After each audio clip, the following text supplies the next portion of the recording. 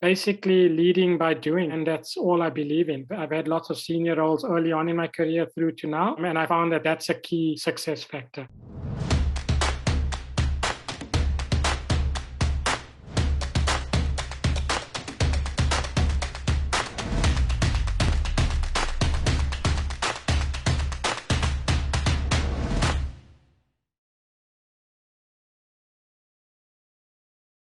Now, I believe in leadership through execution rather than in leadership through instruction. By that, I mean always getting involved, doing what you need to, showing the team that you're doing first, and then expecting them to follow and do what you do. So live through your leadership. In terms of my career and how it's impacted my career, I think it's served me quite well in the sense that I'm more of a people type of leader. Egoless leader, I've been termed at some points, but basically leading by doing, and that's all I believe in. And that's how I get people to follow me. And my career has been shaped that way. I've had lots of senior roles early on in my career through to now, and I found that that's a key success factor that served me well. That's awesome. I think sometimes if you have a philosophy, it's a good way to direct how you behave, like an intention. So that's awesome. Okay, so going to the theme, what would you say the fundamentals are of ensuring the front end and back end are performing optimally? And maybe you could talk about what the front and back end means to you.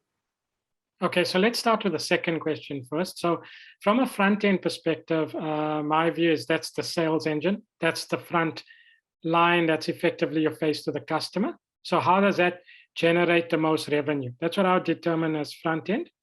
From a back end perspective, it's more around how you operationalize, how you enable the front end.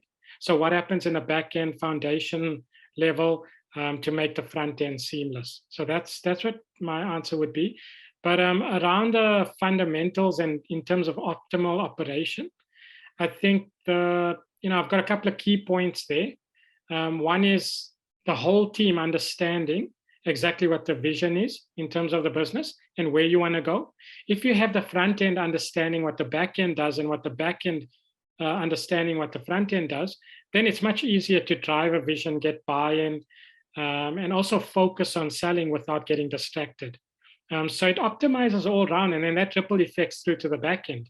The less admin sales have to get involved in, or the front end engine needs to deviate away from its focus, the better all round and the more optimal function throughout the business from front to the back. That's awesome. As they say, a North Star. Okay, so how do you check for optimal performance? Are there any checks and balances? How would you describe your approach there? So good question. I think this is always the difficult one. It's okay to put everything in place, but how do you measure? How do you get it to that optimal point? So from my perspective, the only way to do that is by setting up proper KPIs and incentives, which align to the behavior you want to drive. And if you link these up front and everyone understands where they fit in, it's easy to measure team performance because people are clear. They have black and white. They don't have any gray area right from day one. So they know exactly what they're expected to do. They know what to do, and they know what the bigger picture is. So I think that's critical. Also ensuring, how do we ensure optimal performance? How do we measure that? There's a couple of key measures. I mean, the key measures enable or ensure that the team and individuals engage regularly by tracking either their pipelines, prospects, etc. And the key for me is holding them accountable and basically being able to manage them well with openness and transparency to make sure they're doing what you need them to do and you supporting them at the same time in order to derive overall objectives. Brilliant. And this might be a little bit of a side question, Sanjay, but with salespeople, I feel like it's easy for them to be incentivized. But how do you incentivize the people in operations on the back end? Yeah, good question. So effectively, the way I like to do it and incentivize people that are non-revenue generating, because that's what you're alluding to, is basically the KPIs that they have. There must be a set of KPIs that serve three parts of the business. So the first one is the individual core function. So what is that individual doing and can control and can basically drive performance and prove their worth. That's number one. Now, the second KPI must be a team-based type of KPI, but that must be about bigger picture again. What is the overall team going to achieve, and how am I going to play a part in that journey in order to achieve my objectives and then the team objectives? So that's the second one. The third one is always the outlier. So I always like to throw in maybe other things of value add that that individual brings to the business, not necessarily in their own function. So that's important for me. So those three things are very important, and they work well together. And then you can weight it whichever way you want. So that's how I normally drive non-generating stuff. Whereas with revenue gen stuff, I mean, it's easy. It's based on numbers. It's black and white. It's based on targets, and it's easy to incentivize, right? So yeah, that's how I normally set it up to drive performance across the board.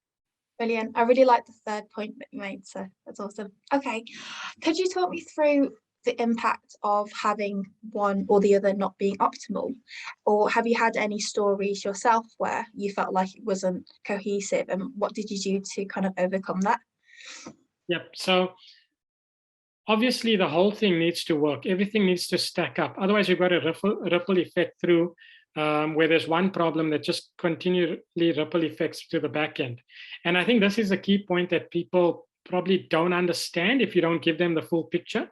So my view is that when you have a sales team at the front end, and there's something that's not working or something that is not optimal, address that directly and address that up front by also basically articulating what the impact will be, but then again, also what the ripple effect will be to your teammates or colleagues on the back end and what it means to them.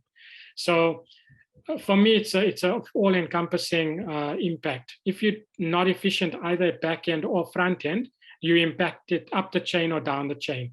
Everything needs to be optimal, and everyone needs to buy into that vision, and then it will work. So that's how I would sum that up. From my perspective, in terms of an example or a situation where it hasn't been optimal and what have we done to fix it, I'll give you a fairly simple example. So we had a sales team of a fairly small number of people managing a continent in terms of the sales and territories and areas.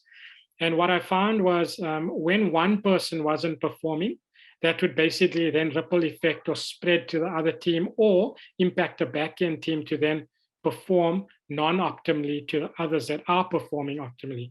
So the easy way I addressed that was basically, again, openness and transparency, right? You make the issue aware, the person aware of the issue. You come together as a team and you actually come up with a collaborative approach, and then you move forward together. So it's not about singling out a person, it's just making a person aware and then helping them develop and supporting them again, which is critical in terms of the team vision that you built and the team behavior you want to drive. Okay, that makes sense. And like before we have started the recording, we talked about optimal performance based on improving the process, the people, and performance. So could you talk me through that? I feel like it'd be really interesting to touch on how it affects those three elements. Yeah.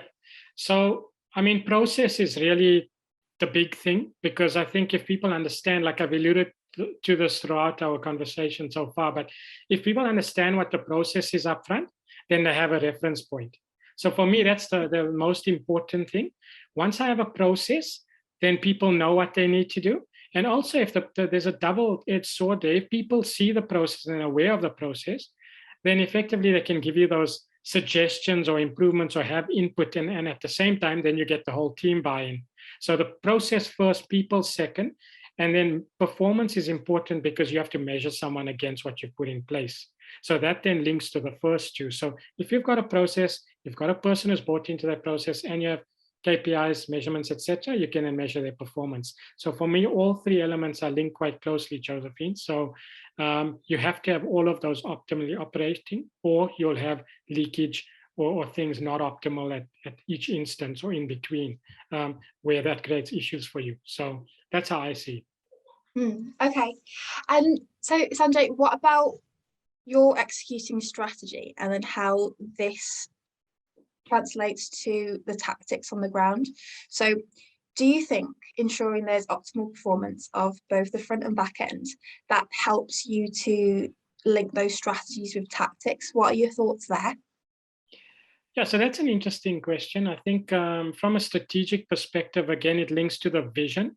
So, in my view, executing the strategy means that the vision to yourself, to the business, to its people must be clear, and you must have Mm, conviction in that. So, if you don't believe in that and you set up a strategy to drive through, and you yourself don't believe in that, that's going to again ripple effect through the team, the staff, the business, and you're not going to achieve the objectives that you set out.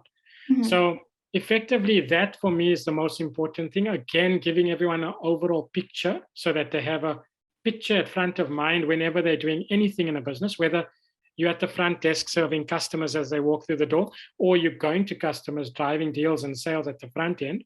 For me, that vision and strategy is extremely important to set up front. You get a couple of things by doing that. You get buy-in, you get belief, and then you get people going the journey with you, right? So that's a critical thing. And then for me, the tactics come after that. So tactics could be either that territory, either a market share, either market penetration in a certain type of product line. It could be new business, it could be expansion, it could be diversification. But if you've got that strategy underpinning everything, then you've got somewhere to go to the next step, third step, mhm, fourth step, and then execute and deliver. So that's how I believe those two link. I hope that makes sense, but mm, in a nutshell, that's how I see it. mm. So it's about getting that buy-in and believing in that strategy, and it Yeah. seems like the tactics would follow. Yes, because without a strategy, how are you going to put together a tactical plan to go and execute? So Mm, that's how I see the flow. awesome. Okay, and one last question for you before we go, Sanjay. Yep. So we haven't prepared for this, so it's okay if you need to take a minute to respond. But if you was in a room full of other revenue leaders, is there one burning question that you'd want an answer to? Yep. So I think the key question for me to these other leaders basically would be, how do you get the best out of your team? So what softer skills or what other support structures or what motivators are you using to get the best out of your team in order for them to deliver for you? What's the key to that success? Because for Mm, me, it's all about the people. You can have whatever process you want, you can have whatever business you want, you can have a failing business, successful business, doesn't matter. That's built on the people. So you have the right people, you have the right vision, right business, right objectives, right results. It all ripple effects again. So for me, that's critical. That's how I would answer that question. I really like that. Okay, and do you think it's about finding the right people or developing the right people? I think it's a combination, actually. That's a very good question and an important one. For me, I believe finding the right people is key in certain areas of the business because you might need a certain type of caliber person in a certain function or role. So you need a certain skill set before you even look to hire that person. And then Mm, developing maybe say 20-30% of that along the journey that you go with them. So in those cases, you need the right person. But from a development perspective, which I think is absolutely key, I think if that person's got the attitude and has the right, focus, drive, etc., you can teach someone anything. And I don't think they necessarily need 100% of the skill set. I think it's more about attitude. And then I find development is critical. You need to always look at developing your people for their next role, whether it's with your organization or not. It's not about your organization. It's not about you. It's about that person. So how do you develop them so they leave better than when they stepped into the business? That's mm, critical for me. Then I feel like that's rewarding. That's what you've done your job, and no matter where that person ends up, they're better for when they came in. So you're adding to their development, adding to their life, adding to where they're going to go, and that's critical for me as a leader.